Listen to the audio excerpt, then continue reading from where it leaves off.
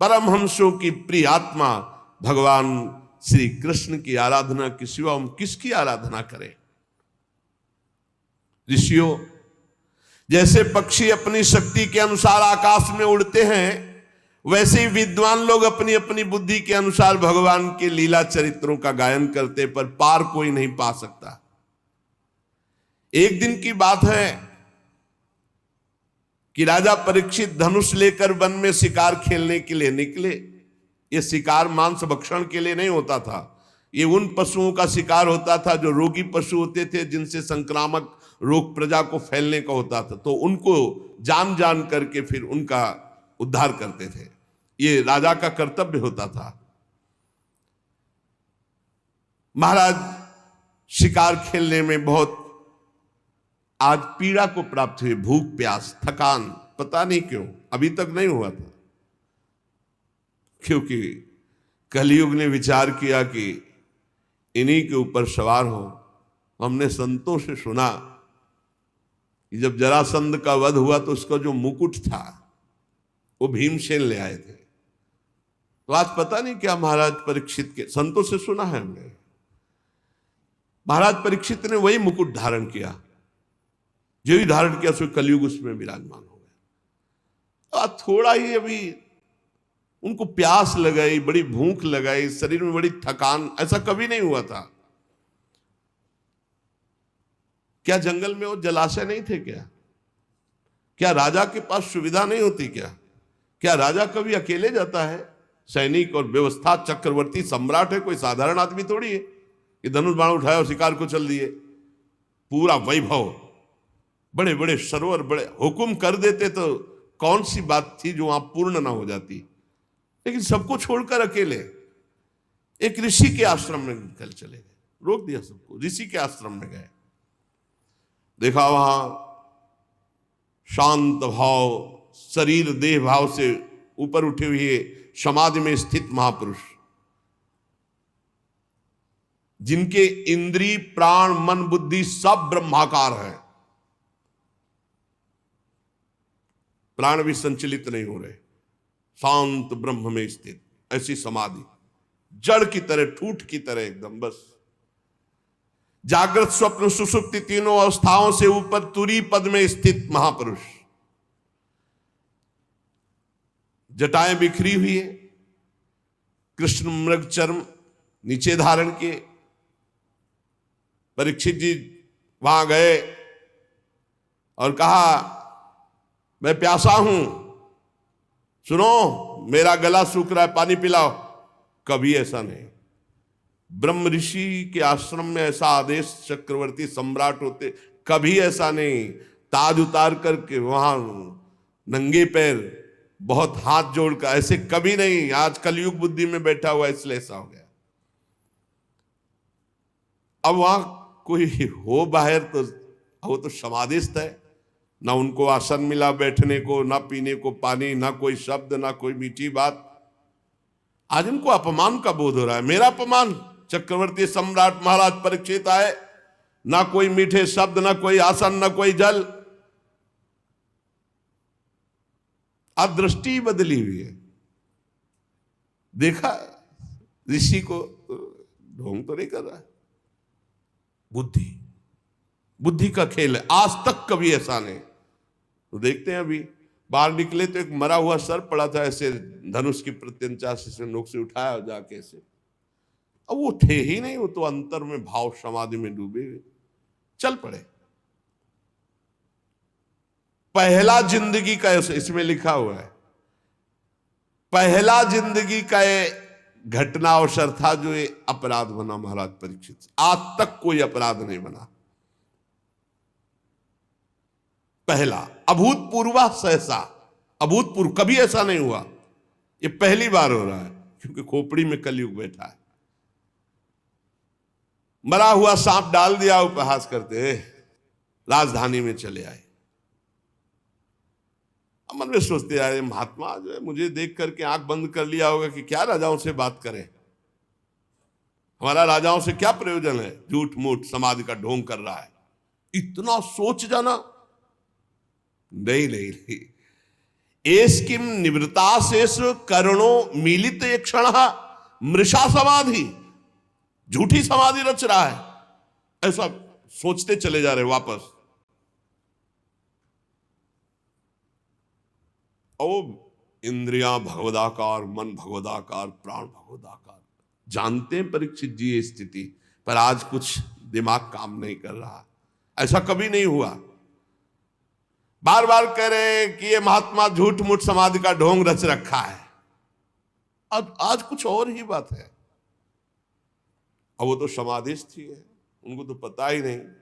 इतने में कुछ लड़के देखे, ब्रह्म ऋषियों के बालकों ने देखा कि राजा आश्रम में गया, वापस लौट गया, तो वहां गए तो देखा को तो समाधिस्थ है, उनके गले में मरा हुआ सर्प। समीक ऋषि नाम उनका जो समाधिस्थ है। अब वो दूसरे ऋषि कुमार गए और श्रृंगी ऋषि से कहा कि बड़ी बड़ी बातें खेल में मारता था, मैं आज तेरे पिता के गले में मरा हुआ सांप डाल दिया, चक्रवर्ती सम्राट परीक्षित ने दुर्व्यवहार किया, अपमान किया, भला कुछ कर ले तू। श्रृंगी ऋषि ने कहा सत्य सत्य, स्नान कर रहे थे, अभी बालक थे, सत्य, उनका पक्का त्रिकाल सत्य, ऐसा ही किया है महाराज परीक्षित ने। था उन्होंने कहा हो अधर्मा पालानाम पीमनाम बलिभुजामिव स्वामिन्यघम यद दासानाम द्वारपानाम सुनामिव। ये चक्रवर्ती सम्राट कहलाने वाला ये उच्छिष्ट भोजी कौआ इतना संड मुसंड हो गया कि हम ब्रह्म ऋषियों की मर्यादा को भंग कर रहा है। ये हमारा दास होकर दरवाजे पर रहना चाहिए, घर में जाकर स्वामी का अपमान करने का अधिकार इसको किसने दिया? ब्रह्म ऋषियों के सामने सब झुकते हैं, सब सेवक है, इसे द्वार पर खड़े रहना चाहिए था। एक घर में घुस करके ऐसा अपराध कैसे कर दिया? क्या समझता है? भगवान श्री कृष्ण परमधाम चले गए तो कोई शासन करने वाला नहीं। अरे हम ब्रह्म ऋषि बालक हैं। आज इस मर्यादा तोड़ने वाले उद्दंड राजा को मैं दंड दूंगा। ऐ ऋषि बाल को मेरा तपोबल देखो। छोटे बालक है श्रृंगी ऋषि, तुरंत आचमन किया, लाल लाल आंखें क्रोध से, और ऋषि कुमार ने कौशिकी नदी का जल लिया और वाणी रूपी वज्र का प्रयोग किया। एक कुलांगार परीक्षित, वहां है नहीं, मेरे पिता कभी अपमान के योग्य नहीं। समीक ऋषि जो समाधि अवस्था को प्राप्त है, तूने उनका अपमान किया और समझता है कि तुझे कोई दंड नहीं दे सकता। तो सुन, मैं सत्य तुझे दंड दे रहा हूं वाणी का। आज के 7वें दिन भयानक विषधर सर्प जो तक्षक है वो आएगा और तुझे डसेगा और तेरी मृत्यु होगी, कोई तुझे नहीं बचा पाएगा। इस शाप दिया। दंक्षत इस्म कुलांगारम, आज के 7वें दिन तक्षक सर्प तुझे डसेगा, कोई नहीं बचा सकता। इसके बाद साप देने के बाद भागते हुए आए और देखा पिता के गले में मरा हुआ सर्प हटाया और पिता से लिपट कर रोने लगे। जब बहुत हिलाया डुलाया, रो रहे हैं, धीरे धीरे धीरे धीरे उनकी वृत्ति वाह्य दशा को प्राप्त हुई। आंख खोली और पूछा, बेटा तुम क्यों रो रहे हो? ब्रह्म ऋषि के बालक हो, ऐसे कैसे रुदन कर रहे हो? तो उनका पिताजी वो राजा परीक्षित आए थे, वो तो बड़े कड़वे शब्दों में बोल रहे हैं, और उसने आपका अपमान करते हुए मरा हुआ सर्प आपके गले में डाला, और मैंने उसको आज दंड दे दिया है कि 7 दिन में तक्षक सर्प 7वें दिन आएगा और तुझे डसेगा, तू मर जाएगा। अरे ये क्या किया तूने? इतने बड़े धर्म से युक्त धार्मिक राजा को ऐसा दंड दिया जाता है? नहीं नहीं, तू बालक है, मूर्ख है, तूने बड़ा पाप कर दिया। समीक ऋषि ने कहा, परीक्षित कहीं साप के योग्य है? पर खेद है, कि तेरे वचन मिथ्या नहीं किए जा सकते। ये बात समझ। पिता है ब्रह्म ऋषि बालक, तो उनका खेद है कि अब तेरे वचन मिथ्या नहीं किए जा सकते। ये तो बहुत बड़ा दंड है। तेरी बुद्धि कच्ची है, तू अभी साधुता को नहीं समझता है। अरे भगवत स्वरूप राजा है, वो आया था, कुछ इससे क्या जाता है भाई। चाहिए तो ये था हम खड़े होकर अर्घ देते, उनको जल पिलाते, पर हम थे नहीं, समाधि में थे। अरे राजा ना हो तो हम भजन नहीं कर सकते। अराजक तत्व बढ़ जाएंगे और वो हमारे भजन में विक्षेप पहुंचाएंगे। बड़ा तूने गलत किया। परीक्षित बड़े यशस्वी और धर्म धुरंधर हैं, वो आए हुए थे, उनका हमें सम्मान करना चाहिए। ना समझ बालक तूने साप दे दिया। हे भगवान, दोनों पर कृपा करो, अर्थात श्रृंगी ऋषि पर भी और परीक्षित पर। अब उधर परीक्षित जी महाराज जे ही जाकर के मुकुट उतार कर, ये क्या, मैं इतने बड़े महात्मा के आश्रम गया, ना प्रणाम ना नमस्कार, ऊपर से मरा हुआ सर्प, ये मेरी बुद्धि को क्या हो गया। और मैंने दोष दर्शन किया कि ये पाखंड कर रहे, नाटक कर रहे, समाधि, ये कैसे हो गया। हे भगवान, वो बहुत व्यथित है और मन में विचार रहे हैं, बड़ा पश्चाताप है। वो मन में विचार रहे कि भगवान मुझे कोई भयानक दंड मिले, मैंने बहुत बड़ा अपराध किया। पवित्र हृदय है ना,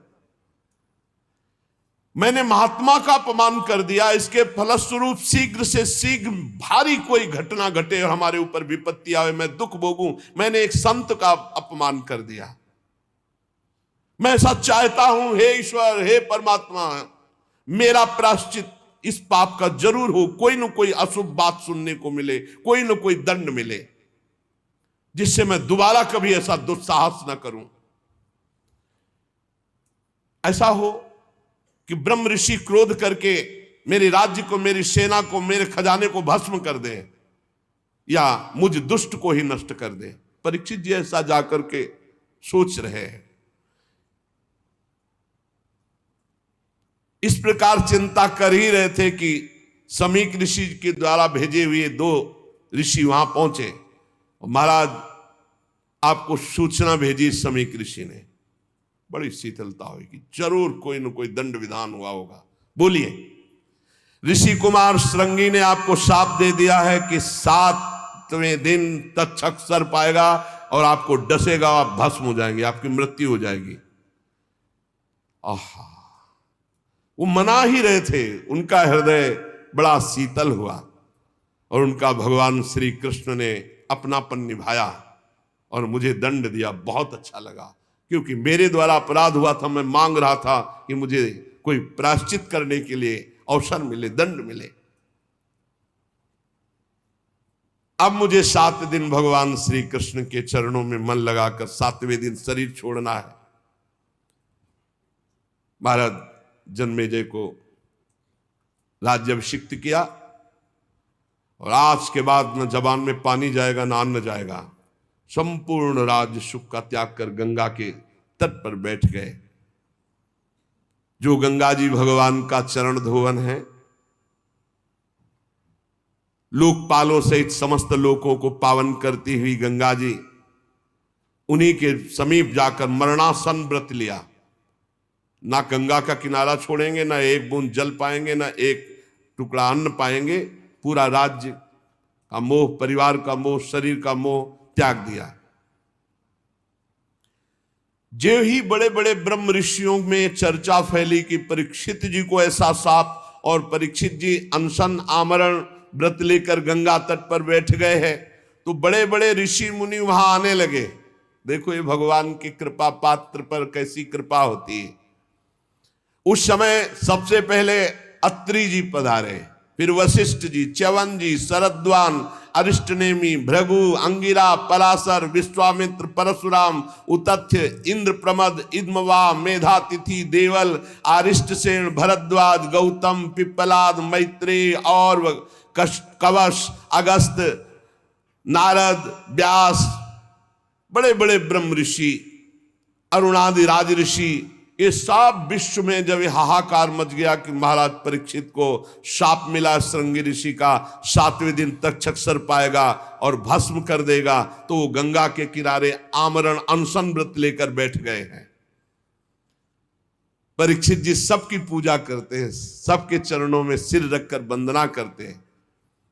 जब सब बैठ गए, महाराज परीक्षित ने फिर से प्रणाम किया और खड़े होकर शुद्ध हृदय से अंजलि बांधकर कहा, राजा परीक्षित ने कहा, आज मैं अपने मुख से कह सकता हूं कि मैं समस्त राजाओं में धन्य हूं, क्योंकि आप सब महात्मा हमें दर्शन देने के लिए आए। मैं धन्याति धन्य हूं। आप महापुरुषों का प्रेम, मैंने किसी को बुलाया नहीं, आप स्वयं आए हैं, इसलिए मैं अपने को धन्य कह रहा हूं। राजवंश के लोगों से तो प्राय निंदित कर्म बच जाते हैं, वो आप महात्माओं की चरण धोवन से दूर पड़ जाते हैं, परंतु मैं भी तो राजा हूं।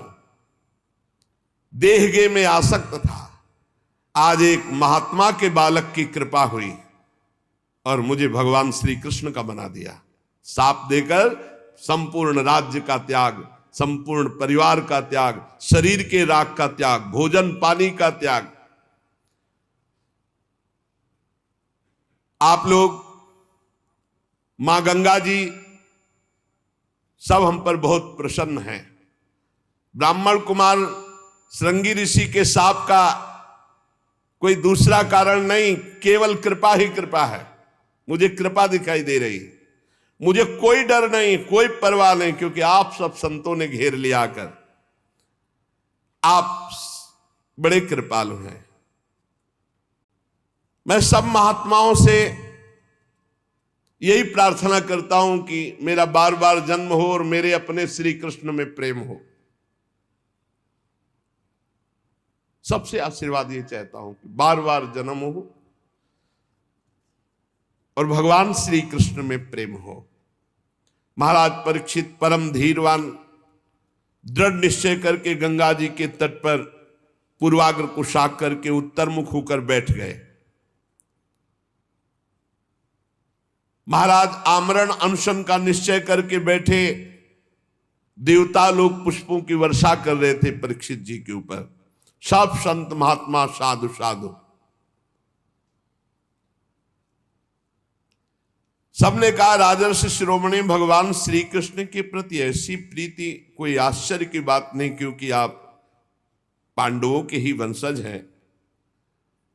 आपने एक क्षण में शरीर संबंधी भोग, शरीर संबंधी राज, शरीर संबंधी रिश्ते नाते सबका त्याग कर दिया। धन्य हैं आप। अब हम भी तब तक यहीं रहेंगे जब तक आपका परम धाम गमन नहीं होगा। ऋषियों ने कहा, जब तक आप भगवत धाम नहीं जाएंगे, हम सब ऋषि यहीं बैठे रहेंगे 7 दिन 7 रात।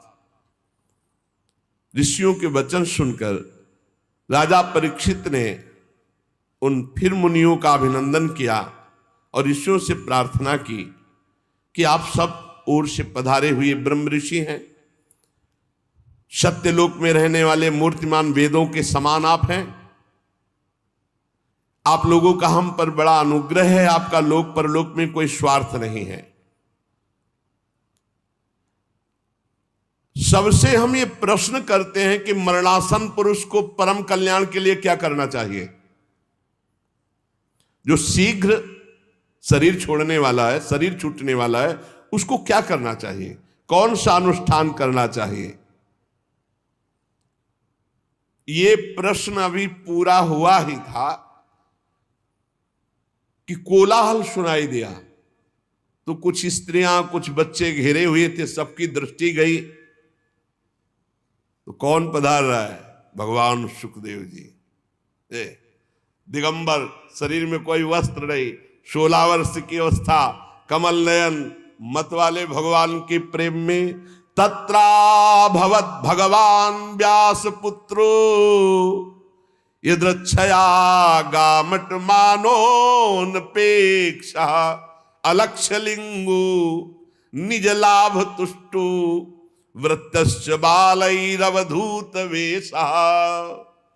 सबने देखा, अरे भगवान श्री सुखदेव जी साफ खड़े हो गए, सब ब्रह्म ऋषि खड़े हो गए। ये पराशर जी भी हैं, व्यास जी भी हैं, वशिष्ठ जी, बाप बाबा पर बाबा सब खड़े हो गए, क्योंकि ऐसी स्थिति गर्भ से ही परम त्यागी श्री कृष्ण अनुरागी ब्रह्मबोध संपन्न व्यासनंदन भगवान श्री सुखदेव जी, कोई बाह्य आश्रम चिन्ह नहीं, आत्मानुभूति से संतुष्ट बच्चों और स्त्रियों ने घेर रखा है, वेश अवधूत का अलवास्त। कोई कंकड़ मार रहा, कोई उपहास कर रहा, कोई समझ ही नहीं पा रहा कि किस कोटि के महापुरुष। 16 वर्ष की अवस्था, चरण हाथ जंगा भुजाएं कंधे कपोल सब तेजो में, अत्यंत सुकुमार, बड़े बड़े नेत्र मनोहर, नासिका ऊंची, कान बराबर, सुंदर भौहे और मुख से अद्भुत कांति, गला तो मानो सुंदर शंख हो, हंसली ढकी हुई, छाती चौड़ी उभरी हुई, नाभ भंवर के समान गहरी, उदर बड़ा ही सुंदर त्रिवली युक्त, लंबी लंबी भुजाएं, दिगंबर वेश, मानो साक्षात सूर्य पधार रहे हो, श्याम रंग, चित्त को चुराने वाली यौवन अवस्था, मंद मंद मुस्कुराते हुए, अपने तेज को छिपाए हुए सब ऋषि आसन छोड़ छोड़ करके हाथ जोड़कर खड़े हो गए। राजा परीक्षित तो एकदम आनंद मगन हो गए कि श्रृंगी ऋषि का साप क्या हुआ, वरदान से भी बढ़कर इतने बड़े बड़े महापुरुषों का साक्षात्कार। जाकर साष्टांग दंडवत किया, सुखदेव जी को लाए और वहीं रेत पर सुंदर आसन पर विराजमान की, पूजा की। जो आसपास घेरे हुए थे उन्होंने देखा इनकी पूजा हो रही तो छोड़ छोड़ के चले गए। ब्रह्मर्षि, देवर्षि, राजऋषियों का समाज बैठा हुआ है उच्च आसन पर। सुखदेव जी महाराज, सब महात्माओं ने आदर किया, शांत भाव, अर्ध खुले हुए नेत्र, सुखदेव जी बैठे हुए दिगंबर। परीक्षित जी ने पुनः आकर चरणों में सिर रखकर प्रणाम किया, हाथ जोड़कर मधुर वाणी से कहा। परीक्षित ने कहा, ब्रह्म स्वरूप भगवान, आज हम क्या अपने भाग्य की बड़ाई करें, आप स्वयं पधारे। वैसे तो अपराधी हूं, पर हमें संत समागम मिला, इसलिए मैं अपने को धन्य भाग कह रहा हूं। पता नहीं कौन सा पुण्य, इसीलिए कहते हैं भक्त के जीवन में कोई भी घटना घटेगी वो महामंगलमयी होगी। अरे बड़े बड़े तीर्थों को तीर्थ बनाने वाले आप सब महात्मा, इतनी कृपा, इतनी बुलाओ तो एक महात्मा नहीं आ सकते, ऐसे महापुरुष हैं सब पूरे विश्व के महात्मा। और श्री सुखदेव जी, इनको तो कहा निमंत्रण कार्ड भेजे, ये तो हर समय आत्मलाभ में संतुष्ट अवधूत बनकर विचरण, एक से एक। परीक्षित जी ने कहा, आज आप सब महात्माओं के दर्शन से मैं परम पवित्र, कोई भय नहीं है। अब दर्शन, स्पर्श, पाद प्रक्षालन, आसन आदि का जो मुझे अवसर दिया गया आप सब महात्माओं के लिए, महायोगिन, आज मैं बहुत खुश हूं, बहुत प्रसन्न हूं। मुझे यही लग रहा है कि पांडवों का पक्ष लेने वाले भगवान श्री कृष्ण आज हम पर बहुत प्रसन्न है। जब द्रवहि दीन दयालु राघव तो साध संगत, अरे आप जैसे महात्माओं का सानिध्य, मैं उन्हीं के कुल में उत्पन्न हुआ हूं, शायद उसी पक्षपात का निर्वाह कर रहे हैं। भगवान श्री कृष्ण की कृपा ना होती तो आप जैसे एकांतवासी अवधूत परमहंस स्वयं पधार कर हमें सुख दे रहे। श्री सुखदेव जी का पधारना, परम गुरु, हमारे पास समय बहुत कम है, इसलिए हम आपको समस्त साधनों में परम प्रवीण साध्य को प्राप्त हुए जानकर आपसे प्रश्न कर रहा हूं कि मरणासन पुरुष को क्या करना चाहिए। यही प्रश्न था जब उठाया था, तभी श्री सुखदेव जी पधारे। मनुष्य मात्र का क्या कर्तव्य है, क्योंकि सब मरणासन है, उनको तो 7 दिन बाद ही तक्षक काटेगा, अपने को 7 मिनट का भरोसा नहीं। क्या श्रवण करे, क्या जप करे, क्या स्मरण करे, क्या साधना करे, क्या भजन करे। भगवत स्वरूप मुनिवर, आपका दर्शन अत्यंत दुर्लभ है और वो मुझे सुलभ हो गया, तो अब मैं इस प्रश्न का उत्तर चाहता हूं कि मरणासन पुरुष को क्या करना चाहिए, क्या श्रवण करना चाहिए, क्या जप करना चाहिए, क्या स्मरण करना चाहिए, उसको क्या करना चाहिए। अब इसका उत्तर भगवान श्री सुखदेव जी ने जो शेष चर्चा